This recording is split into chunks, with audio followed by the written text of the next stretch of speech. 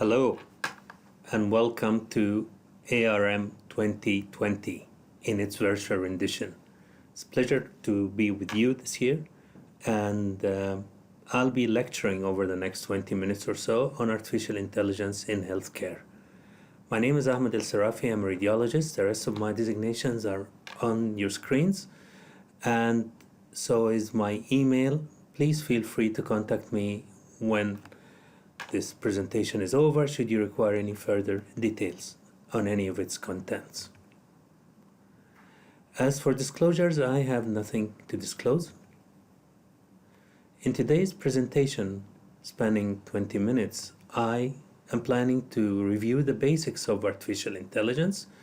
I will focus, as you might expect, on artificial intelligence in radiology, and I'll be touching on artificial intelligence in the rest of healthcare domains.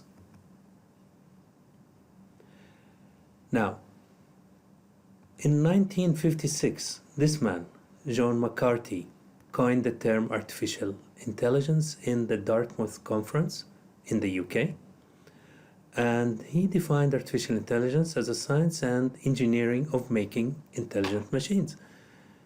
In a nutshell, machines that could emulate humans, think like humans.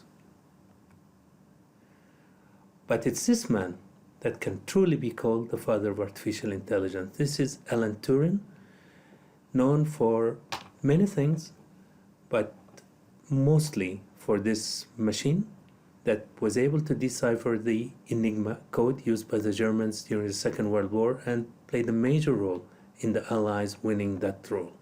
He was born in 1912. He unfortunately committed suicide for 1954 for reasons that I'm not going to discuss in this presentation. He, in the 1930s, laid the foundations for modern computers, asking the question, could machines be made to think like humans? That was in the 1930s. 1950s, 1960s, the excitement continued, but the limitations of the technology available did not really realize any of the hopes for artificial intelligence, so it was mostly left as theories. But the main hit to artificial intelligence came in the 1970s with a report by James Lighthill to the British Parliament, in which he, in a way, denounced artificial intelligence and put an end to funding on artificial intelligence. This slowness in research in the area of artificial intelligence continued well into the 1980s, and this area is better known as the winter of artificial intelligence. Didn't last long. With the advent of the 1990s, there was sparked interest in artificial intelligence again, and there was that revival with IBM introducing Deep Blue and the Watson computers, which are, in a way, the introduction of the public to what AI could do. But the actual breakthrough came in 2005 with Hinton developing convolutional neural networks, which are used in deep learning, which I'll touch on later on. Now, there's a lot of confusion and a lot of misunderstanding when it comes to the terms artificial intelligence, machine learning, and deep learning. Well, what I can tell you right now is they are all interconnected, where machine learning is a subset of artificial intelligence, and deep learning is a technique within machine learning to attack complex problems. So, in a nutshell, artificial intelligence, machine learning, and deep learning are interconnected fields. Machine learning and deep learning aid artificial intelligence by providing a set of algorithms and neural networks to solve data-driven problems. I'm getting a little bit too technical. You don't need to bother with this, at least for now. Now, you might be interested to view or have an idea about how we expect artificial intelligence to evolve. We're really at the early stages of artificial intelligence right now. We're dealing with what's called the narrow artificial intelligence or the weak artificial intelligence, which is artificial intelligence focused on a narrowly defined specific problem. More of a hammer, just capable of hammering a nail in a piece of wood. That's all it does. It cannot unbolt the screw. General artificial intelligence, that's far more advanced, and these are machines that possess the ability to perform any intellectual task that a human can do.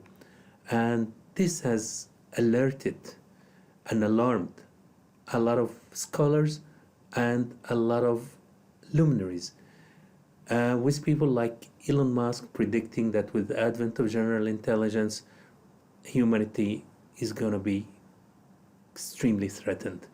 Anyway, although we know general artificial intelligence will be coming, but we do not think it's going to be anytime soon. Probably 30, 40 years from now. Now, what we think is going to be more of science fiction stuff is artificial superintelligence. These are capabilities of computers superseding humans. And this, in my opinion, is the actual threat to human beings, because if computers could think on their own, improve themselves, I do not think any human could compete with them. Anyway, for all intentions and purposes, I believe for us, being radiology centered individuals, it's the types of artificial intelligence that touch our domain that would be more interesting. So for the field of radiology, artificial intelligence is best categorized into type A, which assists a radiologist by improving and speeding the workflow and reducing the errors. The type R, which actually replaces the radiologist, but not totally. It's usually in one specific task, example of which would be nodule detection in lung cancer screening. And then there is a type X, which extends the toolbox of the radiologist by providing additional functions, such as quantitative analysis not previously available or within the capabilities of the radiologist. So, we come to the AI role in imaging. Of course, there's so much that AI could do in the field of imaging, and it starts actually at the pre-imaging state, where it can help in the clinical decision support, picking and selecting the appropriate study for a clinical condition. It optimizes the scheduling and offers the optimum slot for performing the procedure, but also it enhances the digital communication between the radiology department, the referring physician, and the patient. At the acquisition stage, with the help of artificial intelligence, scanning times can be reduced and scan quality can be increased. It's basically achieving the impossible. Also, reducing dose through smart dose management is something that's doable now. But quite interestingly, and I think we're going to see a lot of that in the next few years, we are going to have on-scanner image detection. So we're going to see lesions that are critical during the scan, and these lesions are going to be flagged, and the radiographer and radiologists are going to be notified. An example of which is scanning the brain on an MRI or CT scanner, and if hemorrhage is detected during the scan, immediately the radiographer at the console, the radiologist at his workstation are notified, and this patient is dealt with immediately, reporting and notification the referring physician as well. Reporting zone is quite important for us radiologists, and what artificial intelligence can offer us is optimization of the study routing, meaning studies are routed to the radiologists which are best able to deal with these studies. Now radiologists have subspecialized, specialized, and subspecialized, and if you have a musculoskeletal study, it's best given to a musculoskeletal radiologist, or if you have a neurospinal, then routed to a neurospinal radiologist, and so on. But not only are studies routed, they are optimally presented on the workstations, and image data is highlighted for the reporting radiologist. Having done that, the images are segmented and analyzed to provide diagnostic suggestions and reveal the clinical impact of such a diagnosis to the radiologist. NLP, natural language processing, and automatic report creations are things we are now seeing migrating into a lot of radiology departments, and these make creation of a report very quick, very accurate. Post-reporting, as you might expect, automatic notifications to referring physicians are now becoming normal. So referring physicians and patients are getting notifications when their reports are ready. Automatic scheduling of meetings are actually flagged and made possible using artificial intelligence, but also scheduling of onward examinations when required, an example of which a case of cancer lung is seen on a CT scanner, and obviously that patient will need to do a PET CT. This is automatically suggested and notified to the referring physician, saving time. I have just one image because of the time constraints of this presentation to show you what AI can do. This is a CT, this is an X-ray of the chest, a PA X-ray of the chest. Very innocent looking, nothing much going on. This patient came on a screening visit, and then one of our bright young radiologists actually said something doesn't look right behind this heart. And we decided to see what it looks like, running it through an AI algorithm. Look at that. This is a heat map, and this is a retrocardiac mass. On CT, this is what it looks like, ugly looking mass, and this was confirmed to be lung cancer. Anyway, let's move on to non-imaging AI applications. Of course, AI is not just for imaging. Pathology, very similar to imaging in so many ways. It's all based on pattern recognition and characterization of lesions. Now, digital slides are now available, and auto detection of cancer cells, leukemias, and so on is possible in a way that takes off the load and shortens the reporting time for pathology dramatically. Ophthalmology, again, looking at retinas for retinopathy has so much in common with imaging. You're looking for patterns, you're looking for lesions. And if you know that 400 million people are diabetic, screening those for diabetic retinopathy, it's literally impossible. But if you have AI assist you, like they're doing in India right now, you could run